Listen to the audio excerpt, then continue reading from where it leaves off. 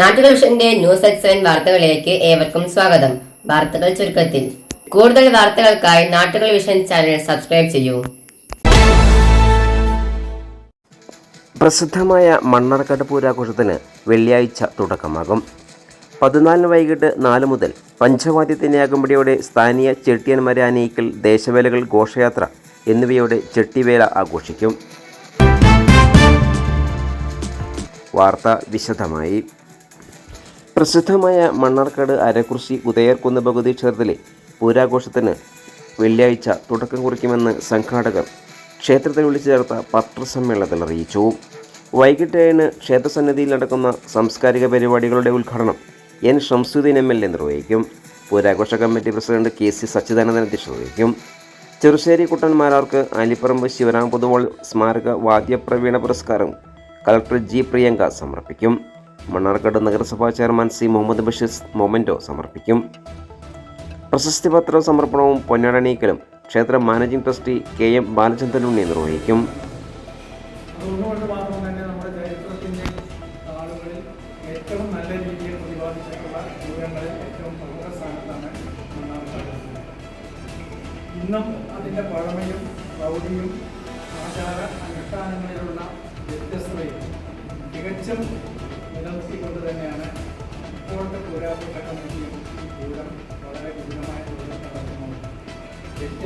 വ്യത്യസ്തമായ ആചാര രീതികൾ, അനുഷ്ഠാനങ്ങൾ, മറ്റു സമുദായങ്ങളെ കൂട്ടിയിണക്കിക്കൊണ്ടുള്ള, പ്രത്യേകിച്ച് അട്ടപ്പാടിയിലെ ആദിവാസി സമൂഹം കേരളത്തിൻ്റെ പുറത്തു നിന്ന് മണ്ണാർക്കാട് വന്ന് താമസിക്കുന്ന മറ്റു ദേശവാസികളെ ഇവരെയെല്ലാം കൂട്ടിയിണക്കിക്കൊണ്ട് വളരെ നല്ല രീതിയിലാണ് ഈ പ്രോഗ്രാം എല്ലാ വർഷവും നടത്താറുള്ളത്. ഈ വർഷവും മാത്രമല്ല, എല്ലാ വർഷവും ഏർപ്പെടുത്തിയിട്ടുണ്ട്.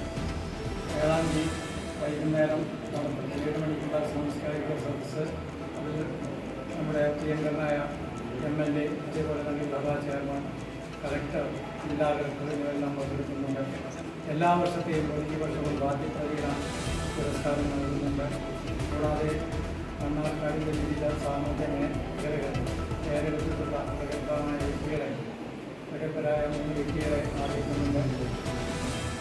പൂരത്തിൻ്റെ കാര്യങ്ങളെ സംബന്ധിച്ചിടത്തോളം നോക്കുകയാണെങ്കിൽ ദിവസേന എണ്ണപ്പെട്ട ഗജവീരന്മാരും വാദ്യ വിശാലന്മാരും പങ്കെടുത്തിക്കൊണ്ടുള്ള 2 നേരത്തെ ആറാട്ട്, അതേപോലെ തന്നെ ക്ഷേത്രകലകൾ, മറ്റു സംഗീത നൃത്ത പരിപാടികൾ ഇതെല്ലാം പൂർത്തിയാക്കിക്കൊണ്ട് തന്നെയാണ് ഈ വർഷവും എല്ലാ വർഷങ്ങളേക്കാൾ നല്ല രീതിയിൽ നടത്തുവാനുള്ള ശ്രമം നമ്മുടെ ഈ പൂരം വളരെ ഭംഗിയായി നടത്തുവാൻ എല്ലാ മാധ്യമ സുഹൃത്തുക്കളുടെയും ദൃശ്യമാധ്യമ സുഹൃത്തുക്കളുടെയും സഹകരണം പ്രതീക്ഷിക്കുകയാണ്.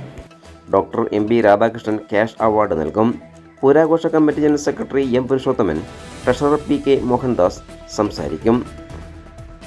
പരിപാടിയുടെ ഭാഗമായി സാംസ്കാരിക പ്രവർത്തകൻ KPS പയ്യനടം, സംസ്ഥാന ചലച്ചിത്ര അവാർഡ് ജേതാവ് മോഹൻദാസ്, കർഷകൻ ജോസ് ചീരക്കുഴി എന്നിവരെയും ആദരിക്കും. 3-ാം പൂരം ദിവസമായ 9-ന് വൈകിട്ട് 6:30-നാണ് കൊടിയേറ്റം. 12-ന് ചെറിയാറോട്ട് ആഘോഷിക്കും. രാവിലെ 9 മുതൽ ക്ഷേത്രാങ്കണത്തിൽ ആനച്ചമയ പ്രദർശനവും ഉണ്ടാകും. വലിയാരുടെ ദിവസമായ 13 രാവിലെ 11 മുതൽ കുന്തിപ്പുഴ ആറാട്ടുകടവിൽ പ്രശസ്തമായ കഞ്ഞിപ്പാർച്ചയും നടക്കും.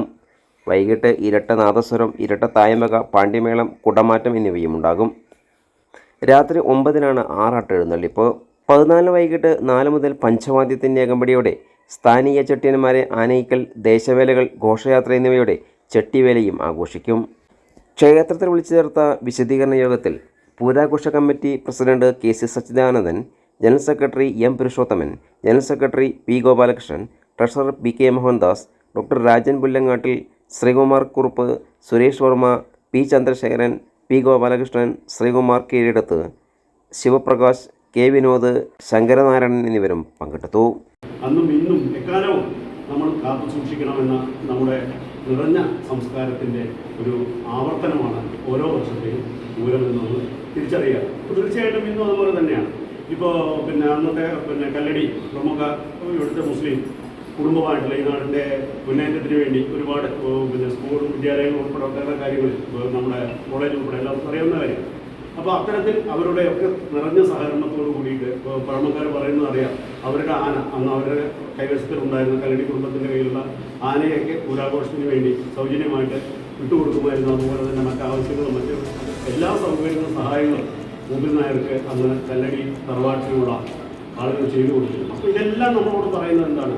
ആദിവാസിയെ ചേർത്ത് നിർത്തുന്നതും തെലുങ്കാനയിൽ നിന്നും അതുപോലെ തന്നെ തമിഴ്നാട്ടിൽ നിന്നും കർണാടകത്തിൽ നിന്നും ഒക്കെ കുടിയേറി വ്യാപാരാവശ്യത്തിന് വന്നവരെയൊക്കെ തന്നെ നിങ്ങൾ അന്യനാട്ടുകാരാണ് എന്ന് പറയാതെ നിങ്ങൾ ഈ നാടിൻ്റെ ഭാഗമാണ് എന്ന് പറഞ്ഞ് ചേർത്ത് നിർത്തിയ നല്ല സംസ്കാരമാണ് നമുക്കുള്ളത്. അപ്പോൾ നല്ല പൈതൃകമാണ് നമുക്കുള്ളത്. തീർച്ചയായിട്ടും നമ്മൾ ഓരോരുത്തരും ആ പൈതൃകം കാത്തു സൂക്ഷിക്കാൻ, അതായത് ഇത്തരം കാര്യങ്ങൾ പൊതു രംഗങ്ങളിലൊക്കെ തന്നെ ഇതെല്ലാം മറന്നുകൊണ്ട് എല്ലാം മറന്ന് ജാതിയും മതവും രാഷ്ട്രീയവും വർഗവും വർണ്ണവും എല്ലാം മറന്ന് ചേർന്ന് നിൽക്കണമെന്ന സന്ദേശമാണ് മണ്ണാർക്കാട് പൂരത്തിൻ്റെ ചരിത്രത്തിലൂടെ അടയാളപ്പെടുത്തി പോകുന്നത്. അപ്പോൾ പൂരത്തെ സംബന്ധിച്ച് പറയുകയാണെങ്കിൽ ഇതിൻ്റെ ആചാരവും നമ്മുടെ ആളുകളൊക്കെ എല്ലാവർക്കും വിതരണം ചെയ്യുന്ന രൂപത്തിൽ, സൗജന്യമായി വിതരണം ചെയ്യുന്ന രൂപത്തിലാണ് നമ്മളിതിൻ്റെ കാര്യങ്ങൾ കാണുന്നത്. അപ്പോൾ ആ നിലയിൽ എന്താണ് മണ്ണാർക്കാട് പൂരം എന്ന് പറഞ്ഞാൽ ഒരുമയുടെ സന്ദേശമാണ്, ഐക്യത്തിൻ്റെ സന്ദേശമാണ്, മതേതരത്വത്തിൻ്റെ സന്ദേശമാണ്, സ്നേഹത്തിൻ്റെ സന്ദേശമാണ് ഈ പൂരം നൽകുന്നത്.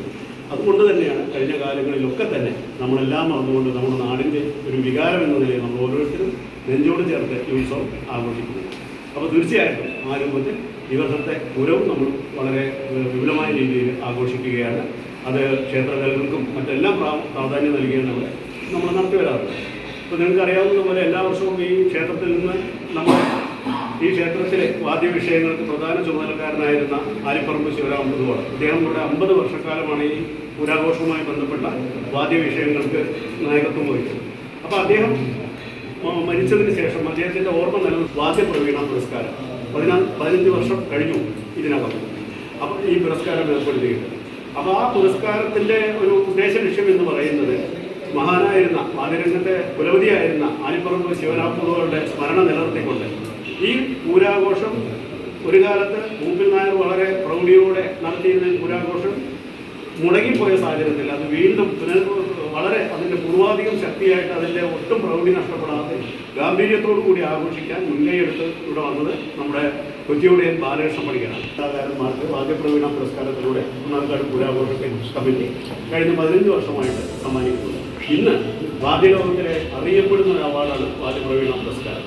ഓരോ ആലിപ്പറമ്പ് ശിവരാമപുതുകൾ വാദ്യരംഗത്തുള്ള എല്ലാ മേഖലയിലും തിളങ്ങി നിന്ന വ്യക്തിത്വമായിരുന്നു. അദ്ദേഹത്തിന് വഴങ്ങാത്തതായ ഒരു വാദ്യോപകരണവും ഉണ്ടായിരുന്നില്ല.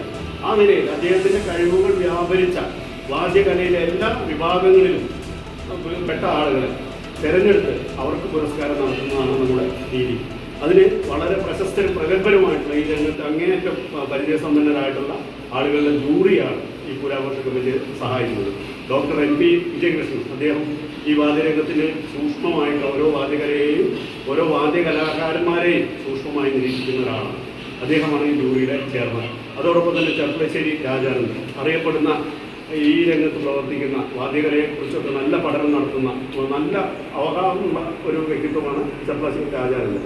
ഇതിൻ്റെ പ്രസിഡന്റും ഞാനും ഉൾപ്പെടുത്താം.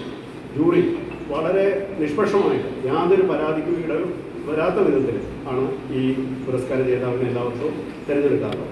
അപ്പോൾ പാർശ്വവൽക്കരിക്കപ്പെട്ട കലാകാരനെ കൂടി കണ്ടെത്തി അവർക്ക് അവാർഡ് നൽകുക എന്നൊരു രീതി ഒരുപക്ഷെ മണ്ണാർക്കാട് പൂരാഘോഷ കമ്മിറ്റിക്ക് മാത്രം അവകാശപ്പെടാവുന്ന പിന്നെ അഭിമാനിക്കാവുന്ന ഒരു കാര്യമായിരിക്കും.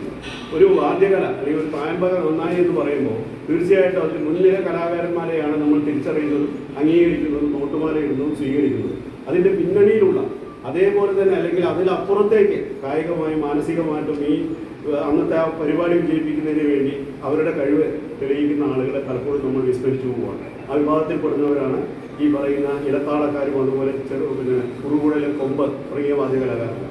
അപ്പോൾ ഞങ്ങളെ സംബന്ധിച്ചിടത്തോളം ഈ ചെണ്ട കൈകാര്യം ചെയ്യുന്നവരും തിമിര കൈകാര്യം ചെയ്യുന്നവരും കുറുകുഴൽ കൈകാര്യം ചെയ്യുന്നവരും കൊമ്പ് കൈകാര്യം ചെയ്യുന്നവരും ആരോ ആവട്ടെ അവർ വാദ്യകലയുമായി ബന്ധപ്പെട്ടവരാണെങ്കിൽ അവരുടെ ഈ മേഖലയിലേക്കുള്ള സംഭാവനയ്ക്ക് അത് അവർ പാർശ്വവൽക്കരിക്കപ്പെട്ടവരാണ് എന്ന തിരിച്ചറിവോടുകൂടി തന്നെ അത്തരത്തിലുള്ള ആളുകളെ കണ്ടെത്തിയിട്ടാണ് ഞങ്ങൾ ഈ പുരസ്കാരം